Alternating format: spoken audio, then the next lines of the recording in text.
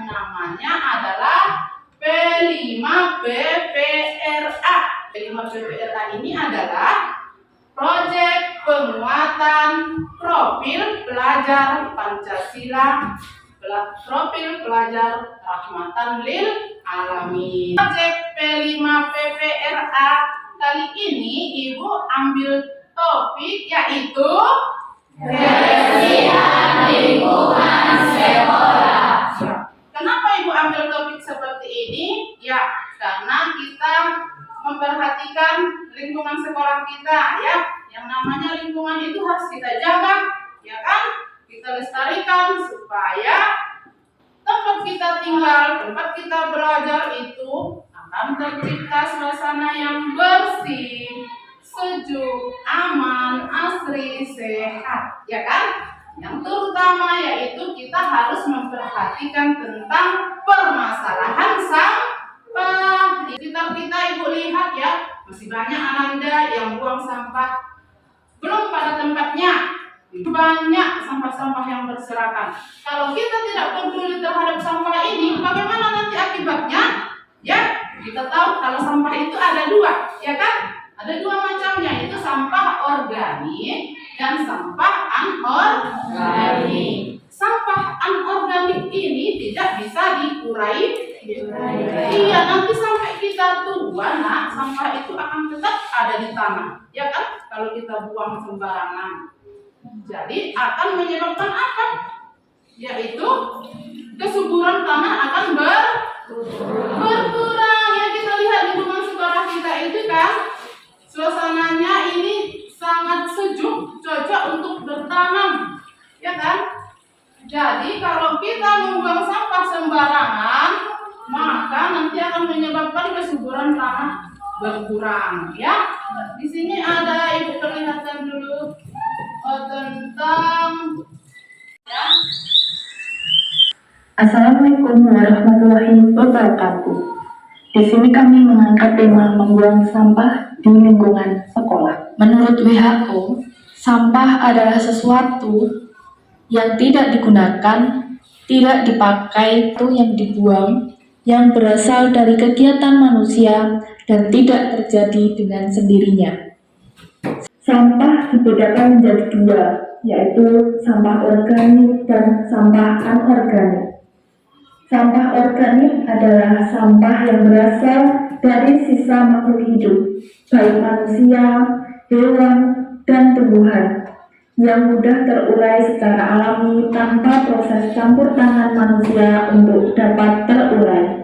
Dan menyebabkan pencemaran tanah karena sampah anorganik tergolong zat yang sulit terurai dan sampah itu akan tertimbun dalam tanah dalam waktu lama, menyebabkan rusaknya lapisan tanah. Contoh sampah organik yaitu kertas, daun, sisa makanan, dan pembungkus makanan dari kertas.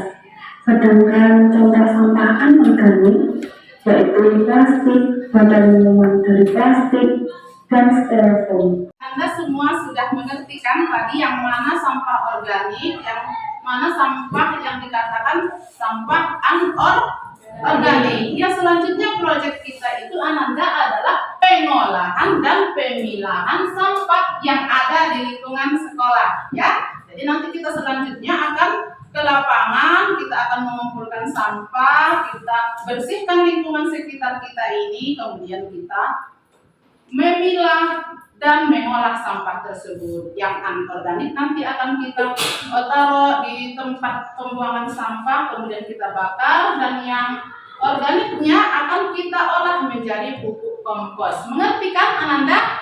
Iya. Akan Ibu bagi kelompok ya, ada 3. Ada 4 kelompok. Yang kelompok 1 nanti menyapu atau mengumpulkan sampah ya. Ya, jadi selanjutnya Ananda kita akan aksi ya ke lapangan untuk melaksanakan proyek kita tersebut. Ya, silakan Ananda kita keluar ke lapangan ya.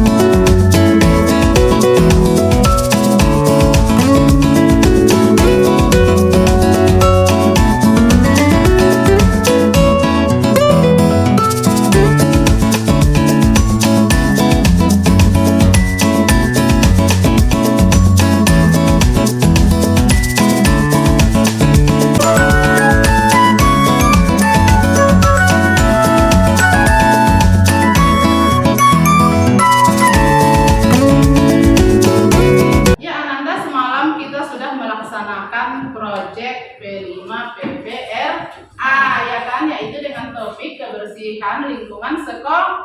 Kita sudah melakukan aksi kita semalam. Ayo, yang kelompok 1 semalam apa aja yang Anda kerjakan, nak? Yang kelompok 1?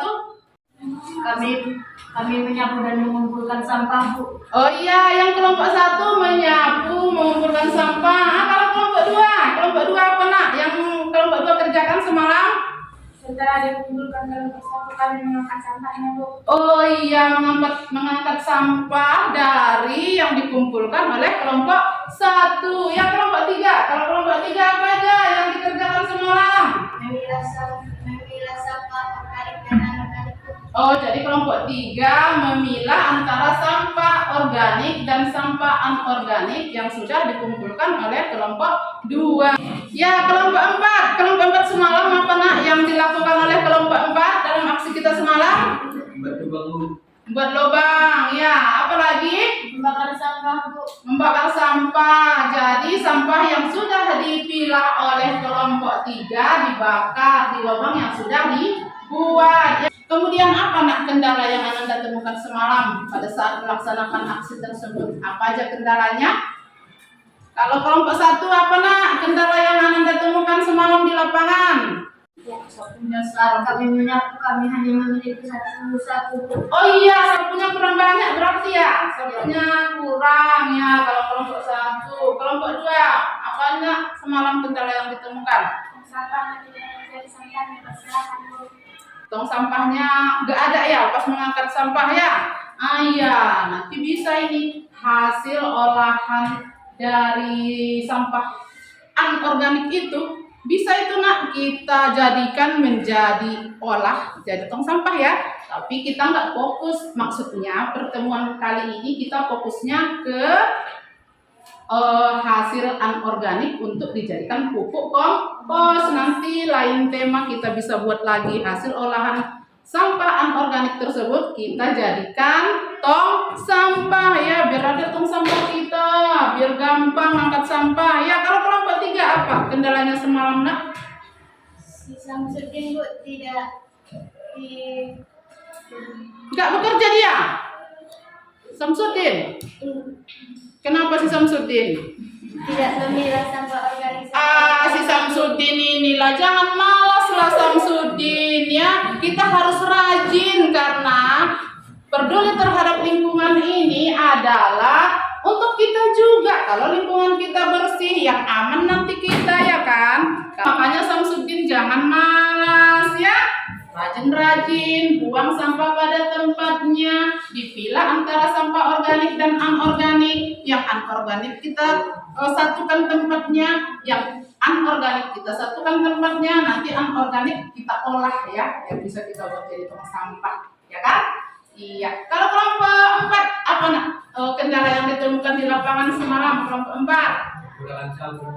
Kurang cangkulnya. Oh ya, kurang banyak ya. Kalau si Aulia Rahman kurang sama dia cangkulnya. Apalagi yang lain?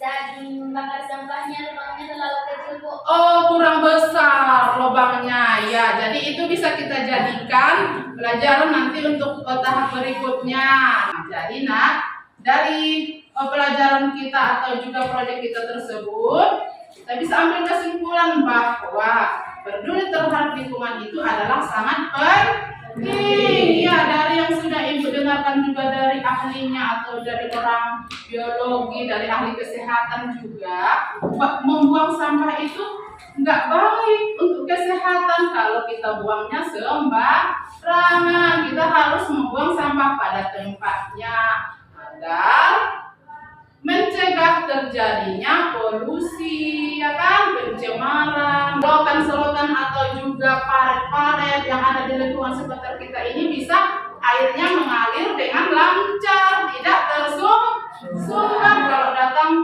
hujan lebat, tidak terjadi genangan, sekolah kita terhindar dari banjir. Oke, jadi untuk hari ini mungkin sekian dulu pelajaran kita tentang P5 BPRA.